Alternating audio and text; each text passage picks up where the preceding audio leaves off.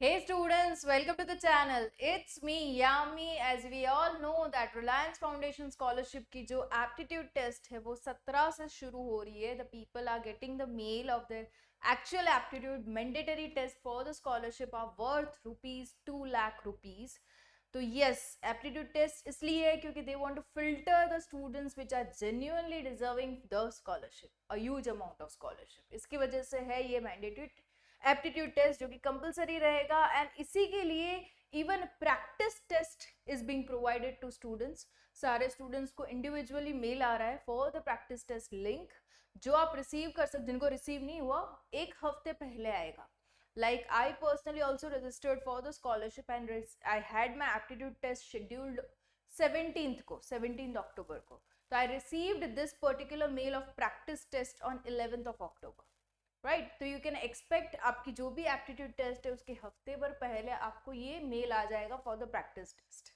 Now when you sit for the practice test the aim of taking the practice test is you should be aware of the environment. किस तरीके का environment रखना है आपको during the examination. आपकी screen कैसी लगेगी, आपको कैलकुलेशन किस हिसाब से करना है. एक्चुअल जो एप्टीट्यूड टेस्ट होगा उसका एक डेमो वर्जन आपको मिल जाएगा so that during the actual aptitude test you are nowhere in a doubt of appearing for the same. right, जैसे कि मैंने भी appear किया for the practice test and I have got a list of questions from there जो हम आज practice करेंगे. but मैं साथ ही बता दूं when you sit for the practice test you need to have your laptop or a desktop. you can't operate that with a mobile दो वो access देगा अभी के लिए मोबाइल से but it is mandatory to have desktop और laptop during your actual aptitude test. Okay, in case बहुत सी कमेंट्स आ रही है कि मैम स्कॉलरशिप इसीलिए रह रहे हैं क्योंकि लैपटॉप के पैसे नहीं है. ओके तो ये चीज काफियों के साथ हुआ होगा, हो रहा होगा इनफैक्ट. तो आप साइबर कैफे होते हुए like you just have 1 hour of aptitude test right.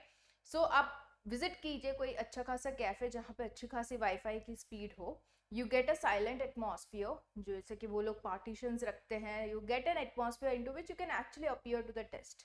थोड़ा सा शांत वाला जो साइबर कैफे रहेगा ना उसमें आप बिल्कुल ही ट्राई आउट कर सकते हो your aptitude test. This could be one of the option. I can give you the one who are not having desktop or laptop and need to have to give the test into the same. उनके लिए option मेरे हिसाब से ठीक रहेगा. A suggestion from my end. साथ ही whenever you sit for the practice test ना you need to have your webcam on, microphone on. साथ ही आपको एक अपना जो है वो आईडी प्रूफ साथ में रखना रहेगा. वो आधार कार्ड के फॉर्म में आप दे सकते हो, वोटर आईडी के फॉर्म में दे सकते हो जिसमें आपका नाम विजिबल हो, आपका फोटो विजिबल हो. तो what you need to do is you need to have your picture, face का picture when you start with your practice test and then ID proof का एक फोटो. मतलब आपको स्क्रीन पे ही दिखाना है, वो फोटो कैप्चर कर लेंगे अपने आप से. राइट सो ये चीज दोनों ही आपको रेडी रखनी है when you are sitting for the practice test. जिनका भी हुआ होगा they might have experience the same. जिनका भी आने को है या तो देना बाकी है they can have this things in their mind. साथ ही प्रैक्टिस टेस्ट के जो भी क्वेश्चंस है I was able to click few of the questions as a reference for you so that मैं आपको भी सॉल्यूशन दूं और साथ ही आपको पता चले कि इस टाइप के क्वेश्चंस आ सकते हैं. ओके इसलिए वजह से हमारी टीम ने पूरा एक पीपीटी रेडी किया है of set of the questions. Will discuss them today and और भी कोई डाउट्स आ रहे हैं बिल्कुल ही कीजिएगा कमेंट. रफ वर्क की बात हो रही थी तो हाँ आप पेन और रफ पेपर को यूज कर सकते हो बट डजंट मीन आप नीचे ही नीचे देखे रहो. Okay camera is capturing your face तो you need to make sure you look upon to the camera majority of the times. Fine ये होगा कि बीच में वो लोग मैसेज भी देंगे your face is not visible in the camera तो वो अलर्ट साइन है. आपको फिर इमीडिएटली अलर्ट होना है, आपका फेस कैमरा को दिखाना है. अगर डिस्टर्बेंसेस आ रहे हैं साइड में तो भी मैसेज आता है. Okay lots of disturbances conversations happening around you तो वो भी आपको साइलेंट करना है. फाइन और ये मैसेज आने पे एक प्रॉम्प्ट टैब आ जाता है येलो कलर का. जी इसका भी कमेंट है कि वो निकलता नहीं है टैब तो फिर क्वेश्चन कैसे पढ़े. तो what you need to do is just जो भी टैब है ना उस पर एक बार क्लिक कर दो. Just a cursor on that and click तो वो निकल जाता है. Right then you can read the question. Tap करने का मीनिंग यही है कि यू हैव अंडरस्टूड कि हाँ लाउड वॉइस है तो मैं कंट्रोल में लाऊंगा करके आप यू कैन क्लिक. ओके अगर आप फिर से लाउड वॉइस आ रहा है तो फिर से वो आएगा प्रॉम्प्ट होगा. Right so you need to manage with that. ये सारी चीजें आपको बहुत ही ध्यान रखनी है before you go with the actual aptitude test. इतना भी कोई टेंशन लेने की बात नहीं है, nothing to worry a lot. But हाँ जो छोटे छोटे प्रिकॉशंस है वो आपको बिल्कुल ही ध्यान में रखना है. Will start with the aptitude. Okay, जो भी प्रैक्टिस टेस्ट में मेरे लिए जो क्वेश्चंस आए थे उनको मैंने यहाँ पे रखा है, so that we can have an enough practice for the same, right. So ये है अपना पहला क्वेश्चन. ये देखो, इस तरीके के जो क्वेश्चंस होंगे ना, it totally goes on to luck. अगर आपको इसके बारे में इंफॉर्मेशन है, जैसे कि Chilika is a lake, a famous lake, तो ग्रैंड कैनियन क्या है? Okay, it's a very famous thing, but you should be knowing. अगर इंफॉर्मेशन है, कहीं पे सुना है, then and then you will be able to answer such questions. Okay, इसकी थरो कुछ प्रैक्टिस आप कर नहीं सकते, just you need to be aware with the general knowledge. Fine. So it's a famous gorge. Gorge क्या रहता है? जो भी वेदरिंग इफेक्ट्स रहते हैं, लाइक बहुत सी हवा, तेज हवा, तूफान आ गया, तो माउंटेन्स अपनी जगह, रिवर जो है, पानी अपनी जगह चीरते हुए माउंटेन्स में बनाती है, राइट. तो वो जो एक तरीके का शेप बन जाता है, उसे हम जॉर्ज कहते हैं. Okay, so this is what is Grand Canyon, which is a famous gorge. Okay, so चीरता हुआ जो एक शेप बना देता है, उसे हम जॉर्ज कहते हैं. Next, filling the blanks with the correct option. Dash sky cleared after the thunderstorm. तो sky तो एक ही है. Okay, anything which is one into universe, the sun, the moon, the sky. Okay, so it goes with the sky. Okay, choose the correct verb to fill. The examination dash at 9 am tomorrow. कल सुबह 9 बजे exam शुरू होने वाली है. इसका meaning ये है, मतलब कल है, मतलब कि फ्यूचर टेंस है, मतलब कि will begin. Okay, will begin. बाकी सारा जो है वो पास्ट टेंस में जा रहा है. Identify the synonym of this particular word. He wanted to take 2 weeks off holiday but had to content himself with one because of heavy work schedule. Content with one मतलब एक से ही वो उसको satisfy होना है. कंटेंट मतलब satisfy होना.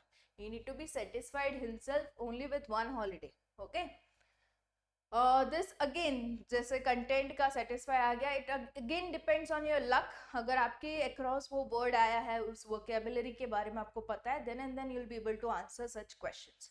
But कुछ क्वेश्चंस ऐसे वो शॉर्ट आप स्कोर कर सकते हो, आएंगे आगे, मैं बताती हूँ, right. Identify the correct sentence in the following. We went on a picnic in last week तो नहीं आएगा. Okay, we do not put in, last week लगाते हैं, picnic last week. They are oldest couples in our colony. They are the oldest.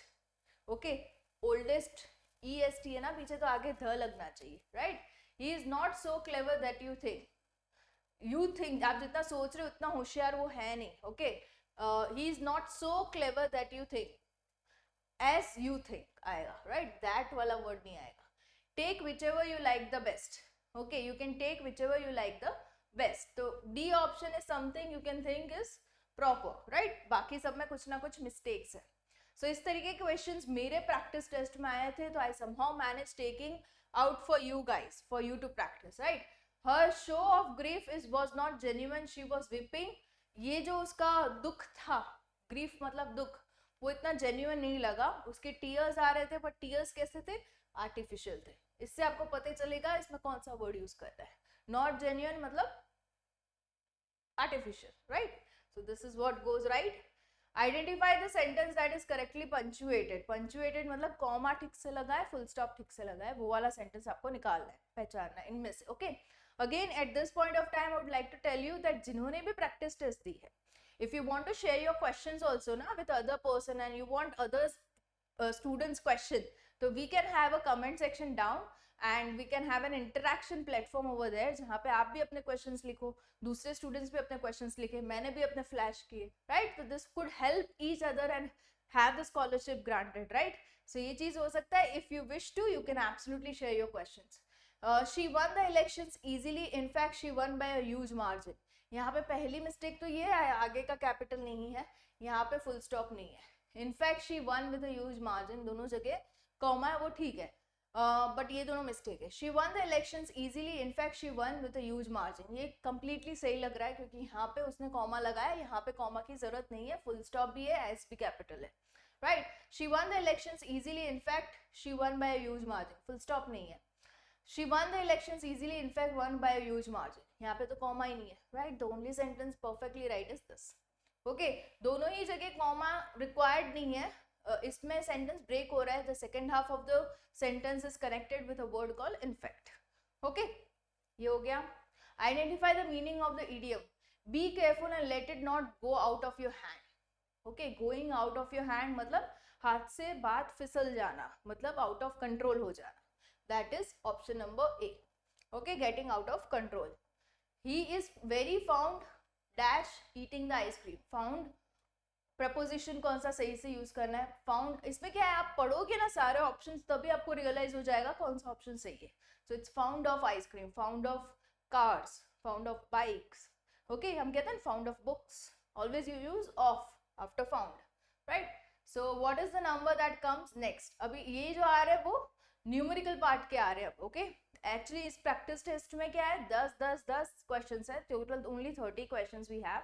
10 from the verbal, 10 from the numerical and 10 from the analytical. इस तरीके का practice test just to give you a glance कि किस तरीके का exam आपका रहेगा. Okay, so actual aptitude test में 20 है, 60 क्वेश्चंस. ओके, सो इसमें 10 है. कुछ मेरे से स्किप भी हुए. I went really fast just to see how is the exam. तो सारे 30 नहीं हो पाए, पर जितने मैंने कैप्चर किए उसने मैं बता रही हूँ, आपको दिखा रही हूँ. ठीक है. What number should come next in the series. Now here it is 0, it's 1, 3, 36, 100, 225. अब कहीं ना कहीं इसमें देख रहे हो ये परफेक्ट स्क्वायर्स है. ओके, इतना रियलाइज अपने को हो रहा है यहाँ पे देखते हुए, राइट. सो 0 स्क्वायर 1 है, then this is 3 square. Okay, तो यहाँ पे अगर मैं लिख दूँ 3 स्क्वायर है, 1 स्क्वायर है. ओके, सो ये 6 स्क्वायर है और ये 10 स्क्वायर है. तो यहाँ पे आप देख रहे हो ये 2 ऐड हुआ है. 1 + 2 3. 3 में कितना ऐड हुआ है 3. 3 + 3 6. 6 में कितना ऐड हुआ है 4. ओके, 6 + 4 10. अभी 10 में कितना ऐड होगा 5. ओके, तो 15 स्क्वायर है क्या ये. तो हाँ, ये 15 स्क्वायर है. तो अब कितना ऐड होगा 6.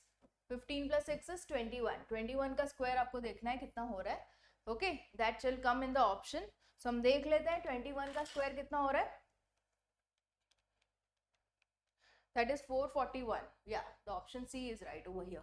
So कहीं ना कहीं आपको पैटर्न पकड़ना है सीरीज में. तो okay, mostly it is perfect square. या तो हो सकता है एपी में हो, जीपी में हो, arithmetic progression, geometric progression. Difference कहीं ना कहीं सेम बैठ रहा हो, डिफरेंस ऑफ डिफरेंस सही बैठ रहा हो. तो इस तरीके का आपको क्लू पकड़ना है क्या बैठ रहा है सीरीज में. Now here this is alphabets वाला. So medical is written as this. तो how is build written as.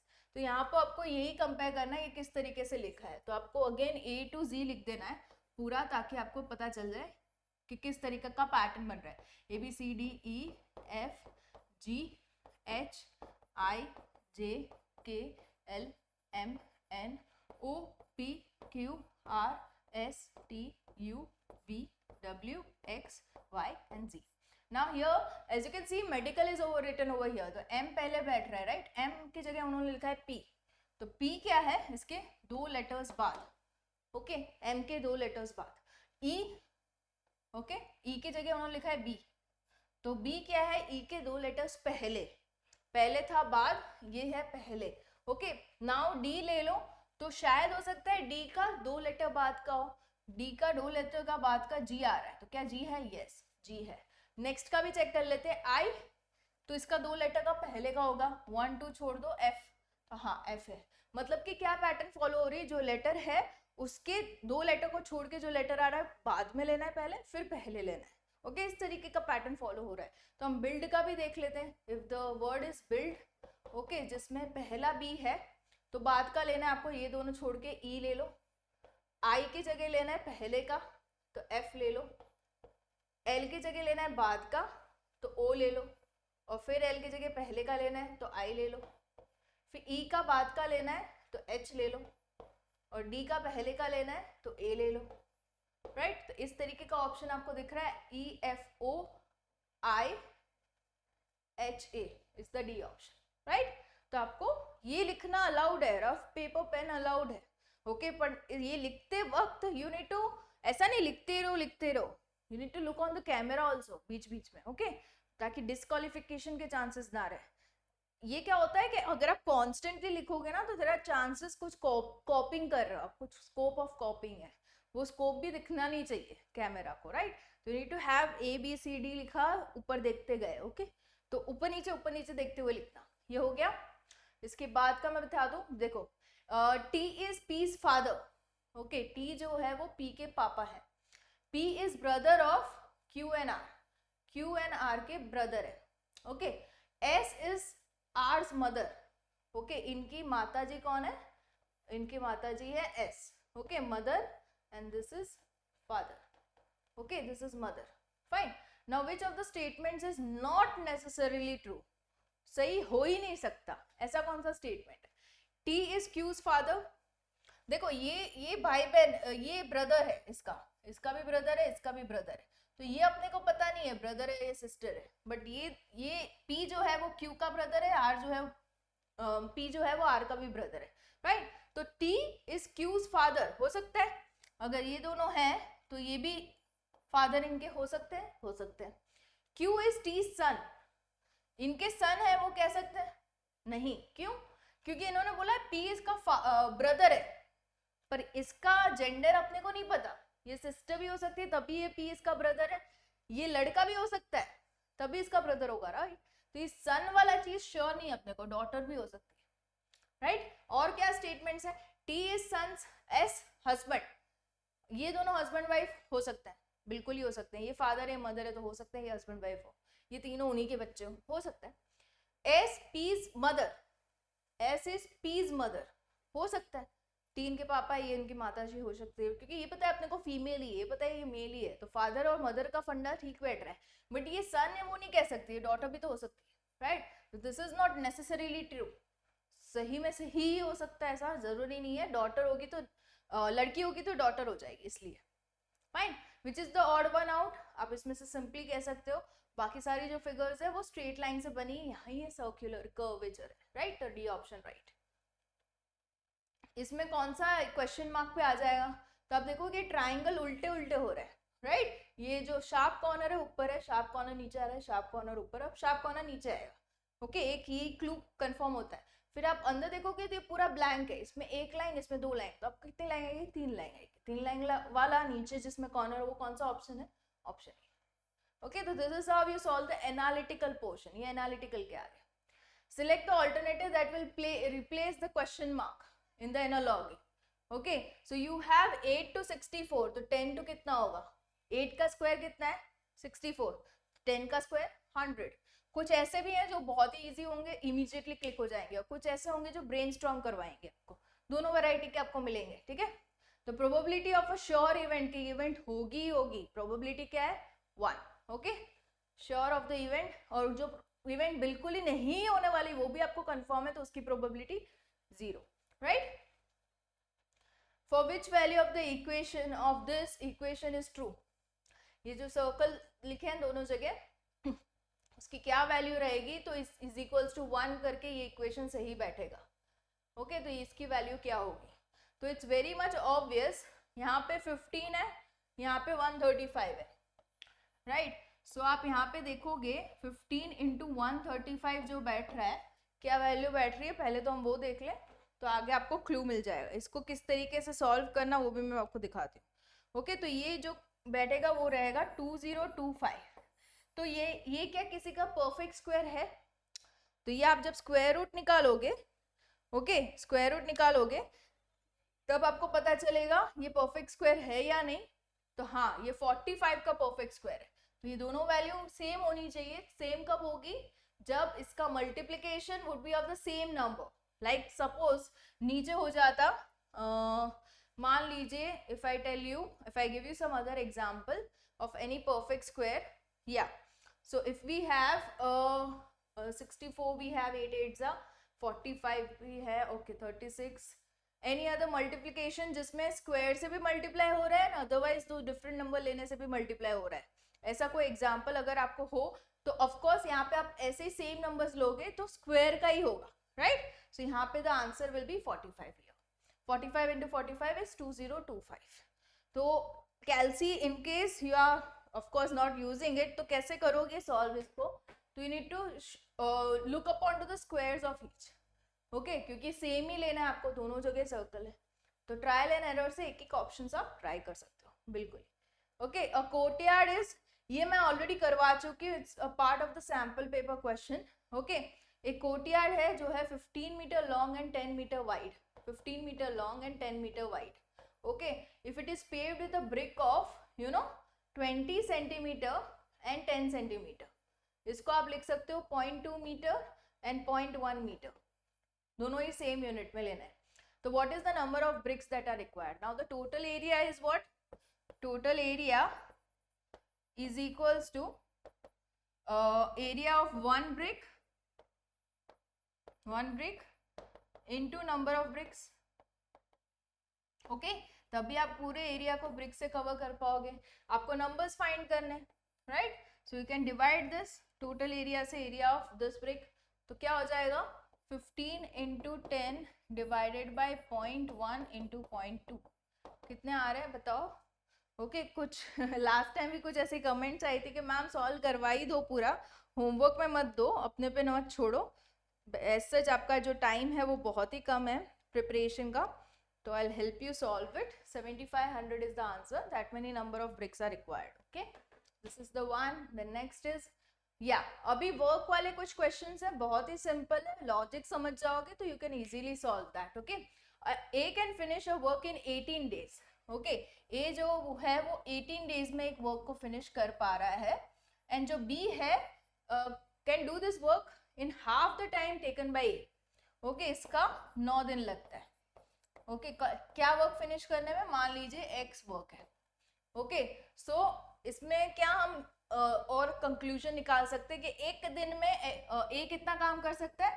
X bye 18 जितना काम कर सकता है पर डे बाय 8, एंड जो बी है वो x बाई 9 जितना काम कर सकता है पर डे. ओके, ये चीज है. सो देन वर्किंग टुगेदर, अगर ये दोनों ही वर्क कर रहे then what part of the same work they can finish in a day. Okay, एक डे में ए कितना कर सकता है? ये. एक डे में ये बी कितना कर सकता है? ये.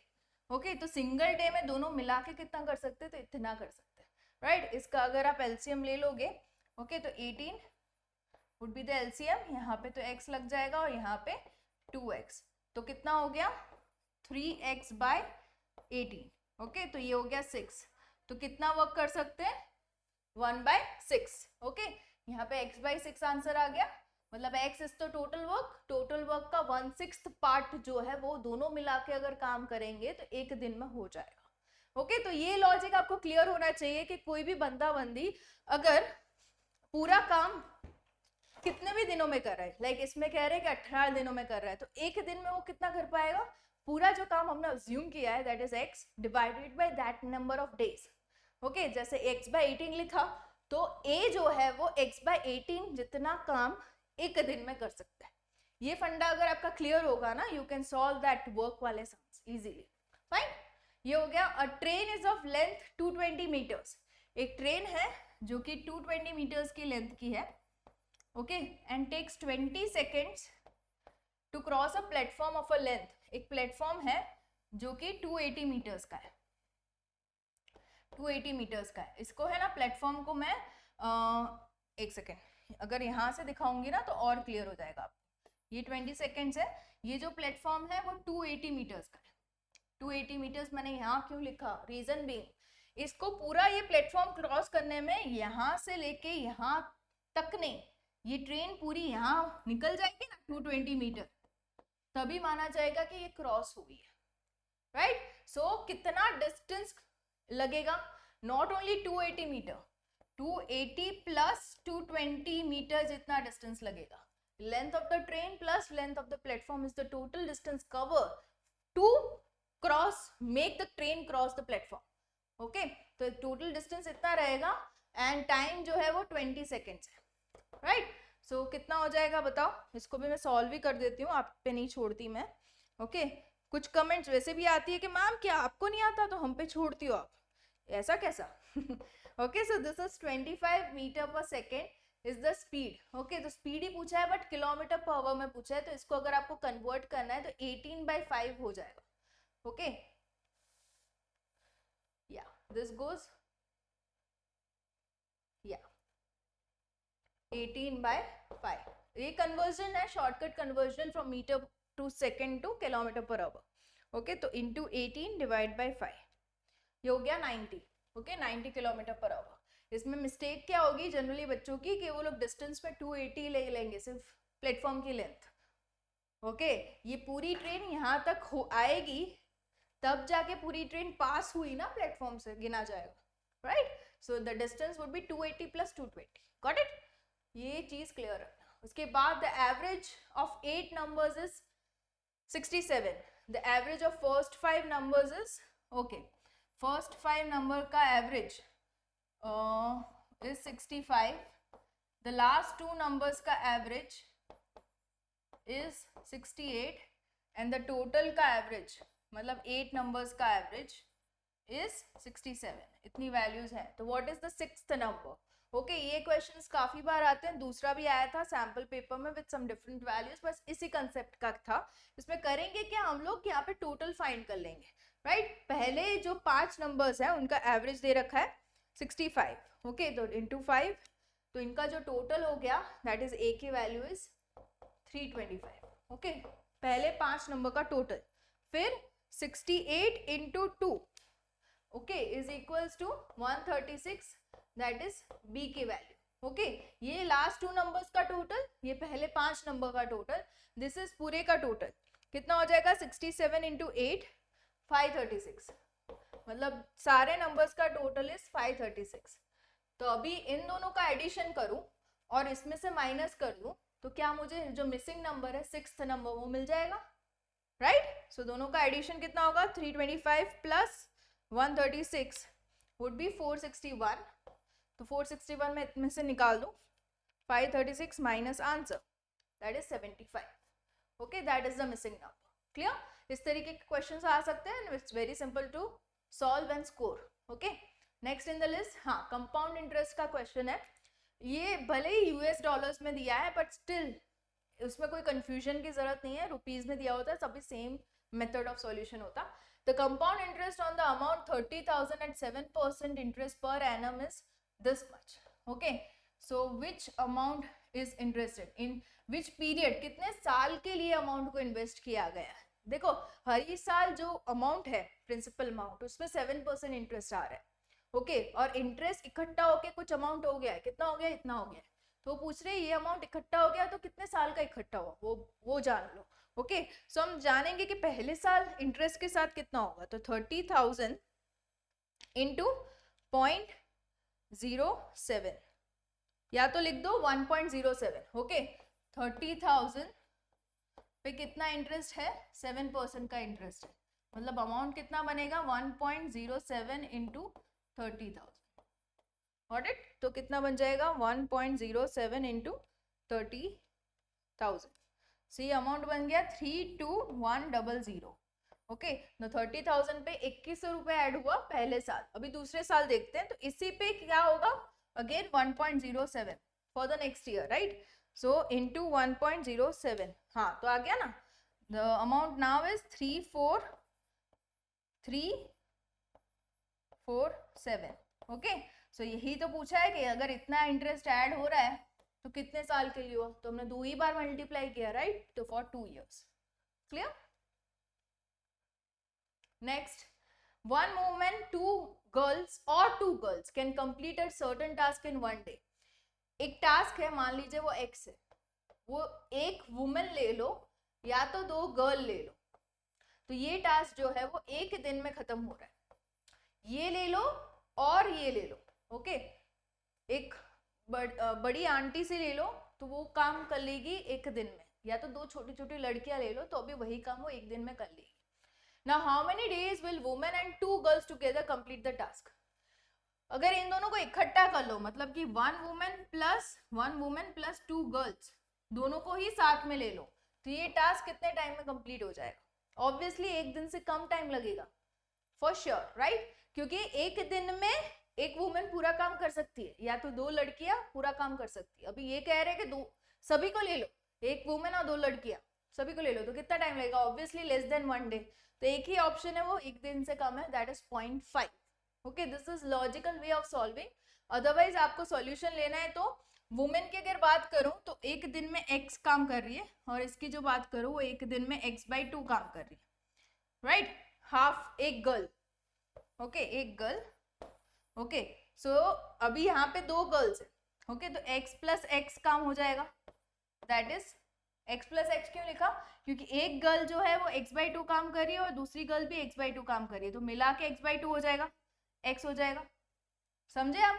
एक गर्ल एक दिन में x/2 काम कर रही है, तो दोनों गर्ल को ही ले लो काम में, तो वो x/2 काम करेंगे, मतलब x काम कर लेगी, राइट? सो एक दिन में एक वुमेन x काम कर रही है, दो गर्ल भी x काम कर रही है, मतलब एक दिन में 2x काम हो जाएगा, डबल का काम हो जाएगा, बट हमें तो उतना ही काम करना है, तो कितना टाइम लगेगा? इसका आधा, half of this, to make it x, right? That is 0.5 days।